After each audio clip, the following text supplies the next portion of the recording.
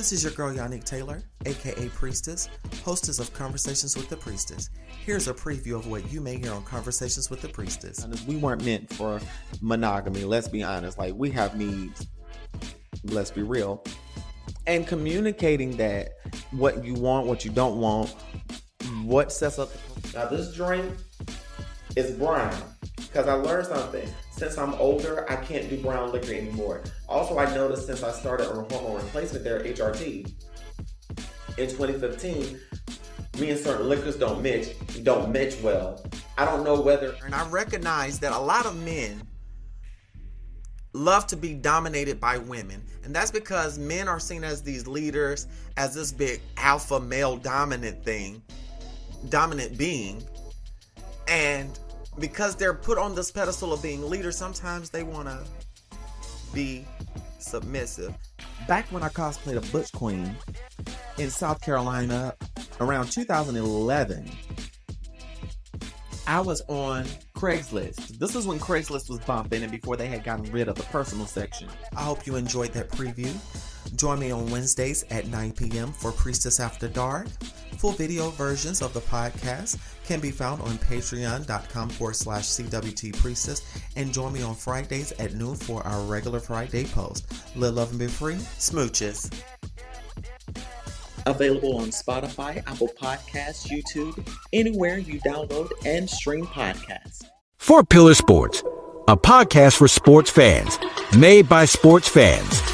Join Chris and Randy every week as they dive deep into football, basketball, baseball, and professional wrestling.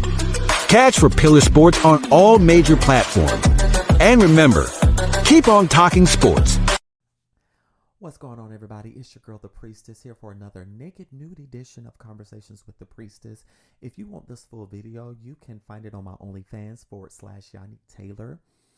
Don't forget to subscribe or follow. Give me a thumbs up and leave me a review on Apple Podcasts and Spotify that lets me know that you're listening. On this episode, I'm going to talk about my journey in healing and how I prepared for dating. And I'm going to give y'all some tips that helped me in finding a healthy, loving relationship. So y'all stay tuned. Hit that intro.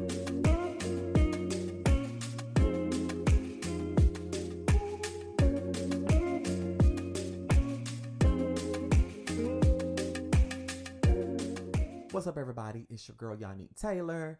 Thank you again for tuning in to Conversations with the Priestess. I wanted to discuss dating and discuss some of the things that I did to really have a better dating experience. Now, you must understand, dating in this day and age is a piece of work because there is toxic waste in the dating pool. I mean, you will find all kinds of people in the dating pool. I will never forget, I was on the Black app, and I'm being very specific, and I had connected with this individual. The conversation was good. However, a turnoff for me is when someone gets too sexual too quick. And this is non-gender specific. I don't care who you are. If you get too sexual with me, even on a hookup app, if you get too sexual with me in the beginning of a conversation, that is a major turnoff.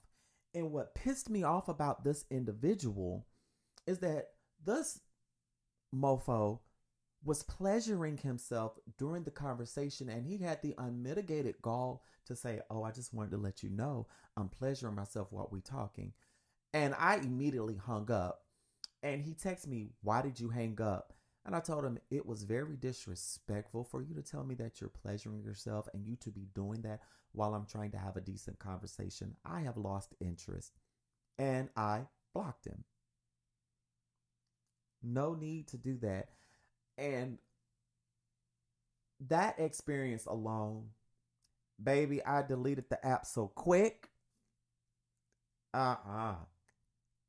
And also in the dating game, you will have people that will play that role like they're the best thing. But once you start getting to know them and you see the representative leave and see that real side, baby, it's time to abandon ship. So what I ended up having to do is I had to divest really and truly from cis heteronormativity. And I actually had to divest from dating cis men. Number one, I'm pansexual, and also my experience with cis men have been questionable recently. Now, I have dated some cis men. They were great individuals. However, due to us moving in different directions in life, it just didn't work out. And also, I saw certain things that I didn't want to be a part of anymore. And one thing, again, divesting from cis heteronormativity and gender roles really helped me. And I love the partnership that I have with my partner, because some days I am that masculine energy. And then sometimes, and we say this much because we're women and we're lesbians. Sometimes I'm the stud, sometimes she's the stud, sometimes I'm the femme, sometimes she's the femme. It just balances itself out. And I think one thing, and I'm going to say this to the cis heads as well, y'all have to divest from the man is supposed to do something and the woman is supposed to do something. Y'all let each other switch roles sometimes. Lay down your ego. Because I had to lay down my ego too. And I think so many times we get caught up in, especially as queer individuals, we have to throw away the cis heteronormativity because we're queer. That's not going to work. Because number one, we're already non-binary, transgender, non-conforming. We already don't fit the mold. And for us to try to hold on to those systems, they are counteractive to us. Throw that shit away. And while we're divesting from cis heteronormativity, I also am thankful that I went back to deconstructing from Christianity. I had already started deconstructing in around 2010 when I had left this church in Rock Hill, South Carolina. And although I was still in church, I still deconstructed, but I couldn't deconstruct fully until I fully left religion in 2021, after seeing how an allegedly queer inclusive ministry really didn't value its trans members and didn't value women at all. So it took me divesting and from cis heteronormativity and deconstructing from Christianity to really understand, number one, myself, and to understand who I am as an individual. And anytime you have been in a system like that of Christianity, Catholicism, whatever religious entity or spiritual entity, it don't even have to be any of the Abrahamic religions, but any type of religion, I believe that deconstructing your spirituality helps you a lot in relationship wise, and you must be willing to undo a lot of things. A while back, I was telling someone that if you want to look at dating, listen to Black trans people, listen to Black trans women, because we have so much insight on breaking the barriers of dating. And sometimes people don't want to listen to us, but baby, the next thing that you need to do is make sure that you're doing the internal work. If you have any trauma from your previous relationships, I'm going to say this, you need to talk to someone about that. You need to talk to a counselor, a therapist, or someone that specializes in relationships and preparing you for dating. Now, I don't listen to all these relationship gurus, because half of them, they are divorced, and half of them are passport bros and assigned to the patriarchy. So I can't listen to them. And I'm not a relationship guru. I'm only telling you from my experience. But in this dating game, you must do the internal work. And I realized that a lot of people, especially on social media, they exhibit signs of codependency, meaning that you have found yourself in certain behaviors because you've had to deal with enablers, or deal with, not enablers, but deal with people who may have had certain issues, who may have been abusive or narcissistic or toxic, and you had to tailor your behavior around them so that they could be pleasing, so that you could get the attention or whatever you needed out of the relationship. Baby, you don't have to do that no more. You should not have to beg for anybody's attention. And I say this, do the inside work and heal from that previous relationship. Also examine how your childhood affects you in dating as well, how it affects your friendships and your previous relationships. Because when you start looking into your childhood, that will explain who you are as a person. That will explain why you have certain behaviors as an individual, and why there are certain things that you experienced with dating, or why you gravitated to certain types of people.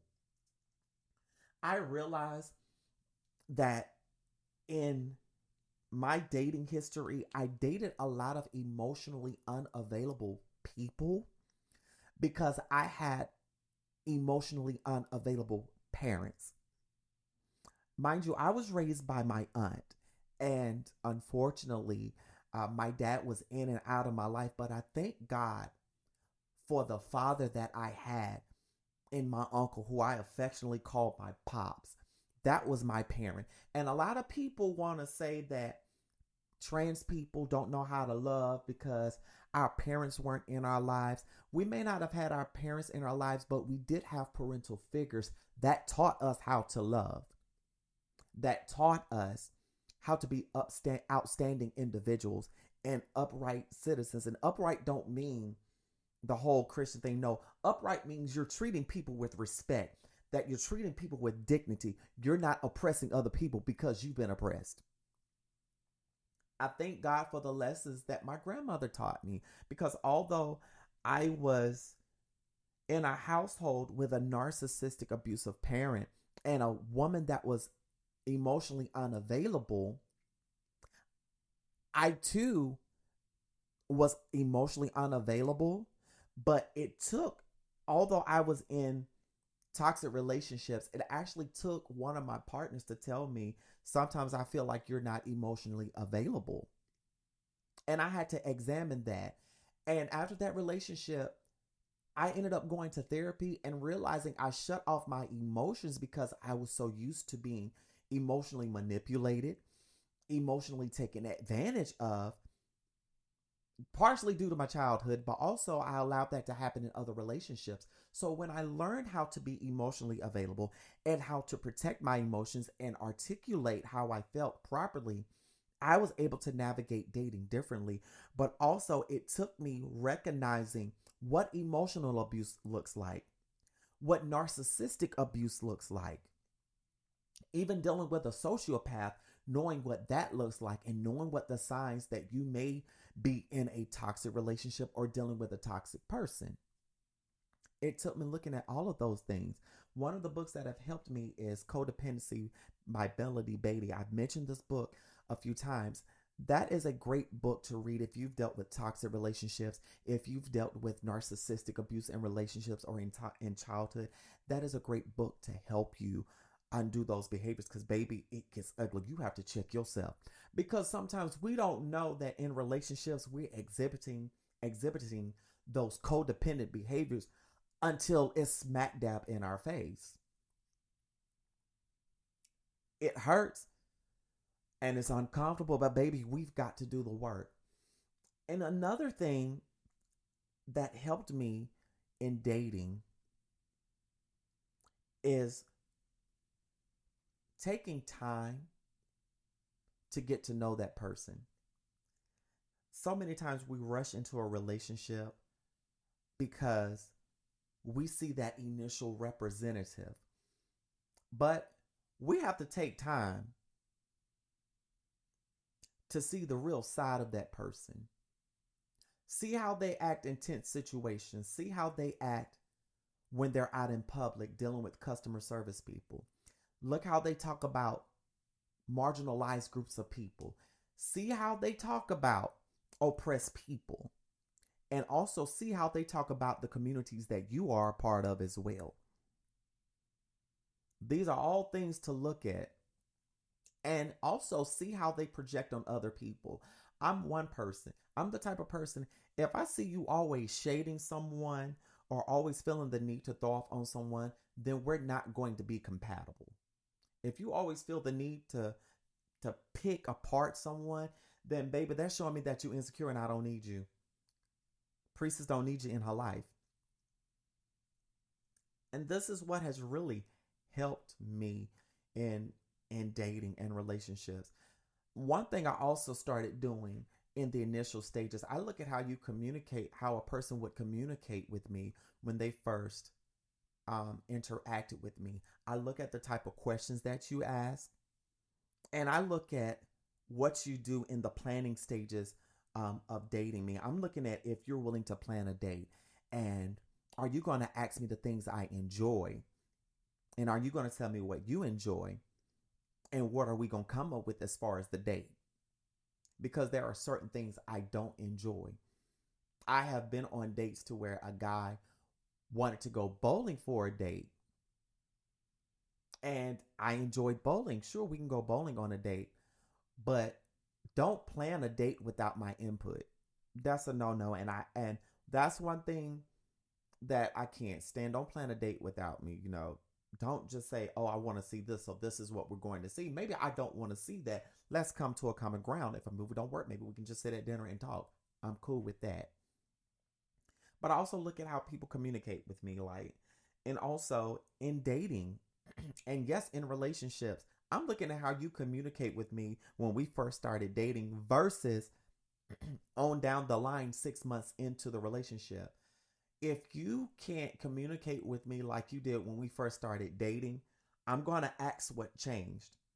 And that's just plain and simple. And if you don't make a concerted effort, then or a cohesive effort, whatever I'm supposed to say, hell, then that says a lot where this relationship is going to go. And I'm thankful for consistency. That's one thing I had to look for, was consistency. And for so long, I accepted just the bare minimum. You communicating with me regularly and treating me with respect is mandatory. Because if you don't respect me, then I can't date you. Four Pillar Sports, a podcast for sports fans, made by sports fans. Join Chris and Randy every week as they dive deep into football, basketball, baseball, and professional wrestling. Catch For Pillar Sports on all major platforms. And remember, keep on talking sports. I'm sorry. I can date you if you're willing to communicate with me, if you're really willing to understand me and listen to me and respect my boundaries. I have hard no's when it comes to dating me. I have things that you must respect. And one of the things that have been a real big issue in me dating is the fact that I am a social media personality.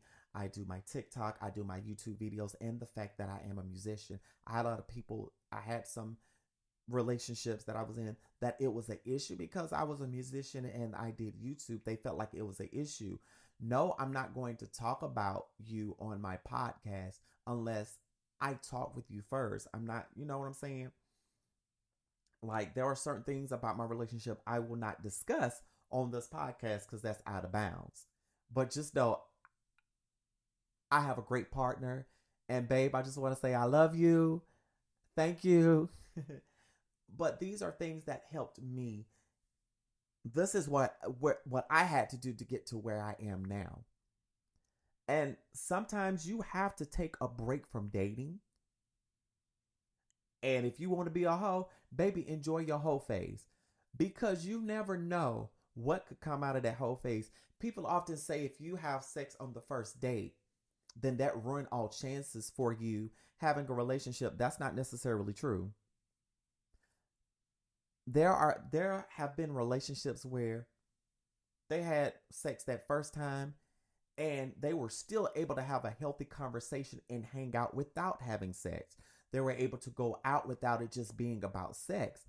And they found out they had a lot in common and that were compatible and they should date. And also, if sex is in the equation, although y'all are having sex, you should already know what you want when you're talking to someone. You must date with intention. So many people date just hoping that this is the one. Some people date thinking they can make this person the one. No. State your intentions from the jump. To be honest, I am interested in dating. Are you interested in dating? I would like to find someone to date and ultimately settle down in a relationship with that. And if that's a conversation that y'all have not had, then maybe y'all need to sit and talk and see where y'all are going with this. And that's something that I had to do. I had to say, hey, I'm enjoying this. I'm enjoying your company. Where do you see this going? What are we doing here? Like, if you want just a friends with benefits, I can do that. But if you want something more, let me know and let me see what you want. Because number one, actions speak louder than words. Actions speak louder than words. I'm going to make sure that your actions match up. And we've all made the mistake of accepting whatever. Don't accept whatever. Don't accept just the bare minimum. See how far they are willing to go to make the relationship work. And I'm not saying that you dog them out to see how far you can take them. No. See if they are making an effort. See if they are they paying attention to your favorite things? Are they paying attention to the shows that you like? Are they paying attention to the type of music you like? Are they interested in learning about your favorite artists? Are they interested in learning about your favorite styles of music? Same thing goes for you. Are you interested in their style of music? Like, one thing I will advise, I dare y'all, and I got this off of TikTok. I can't remember the person's name, but y'all try some things with your favorite playlist, or y'all exchange social media social media things that y'all listen to. Maybe y'all can discover something new. Hell, you never know when you just sit and communicate and just get to know a person. And I'm going to end on this note. If you are looking to get in a relationship, don't be afraid to think outside the box. I often tell people, sometimes you have to deviate from your ideal type. Because I had to do that. I had to go from my ideal type of woman, my ideal type of partner, and really, think about all of the other types of people that are out there that I didn't give a chance to. It is okay to give a chance to someone that you wouldn't typically, and I'm saying the type, whether it be body type or what. And I'm not saying date someone that you're not attracted to. No, you need to be, something must attract you to that person, but it should go beyond physical appearance. One thing that I started doing early on in dating is I stopped looking at the physical appearance, because I like all shapes and sizes. I'm looking at your personality. I'm looking at your conversation.